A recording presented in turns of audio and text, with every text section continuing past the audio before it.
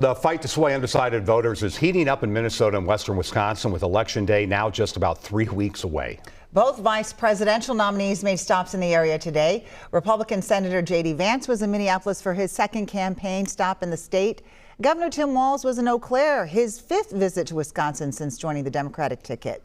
The latest CBS News poll shows the presidential race is now a dead heat in battleground Wisconsin. In Minnesota, Vice President Kamala Harris holds a 7-point lead over former President Donald Trump. Our Esme Murphy spoke with VP nominee Vance about the close race as the clock ticks down to Election Day. One of the main reasons JD Vance came to Minnesota was to attend a fundraiser. The Trump-Vance ticket has lagged behind the Harris-Walz ticket when it comes to contributions. Vance arrived on a campaign plane with his wife, Usha, and went directly to the Omni Viking Lakes Hotel in Eagan for the fundraiser. No press coverage was allowed. The motorcade then went on to the 3rd precinct that was burned and destroyed in the 2020 riots after George Floyd's murder.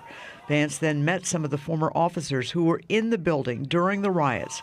One told Vance it was like being in a war zone. Vance accused Tim Walz of abandoning the officers. What was Governor Tim Walz doing to keep these officers safe and to bring order to the city of Minneapolis?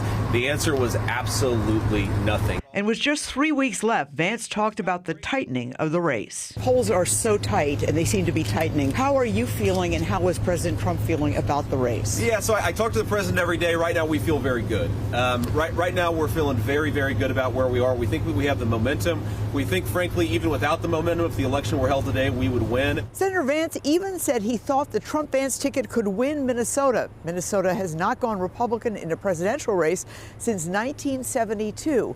Although back in 2016, Donald Trump came within 50,000 votes of winning the state. At the airport, Esme Murphy, WCCO News.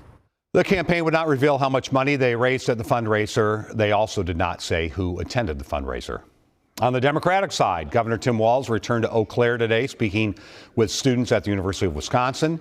He is encouraging them to not sit out this election. And as Kristen said, you may have friends say, what's the difference? I'm just tired of it. It's the same old thing. That's part of the playbook on the other side, to make you pessimistic, to say it doesn't matter, to try and repress the vote. We see things differently. We think when more people vote, that's a better thing. Election Day is 3 weeks from tomorrow. Early voting is underway right now in Minnesota. It begins next week in Wisconsin.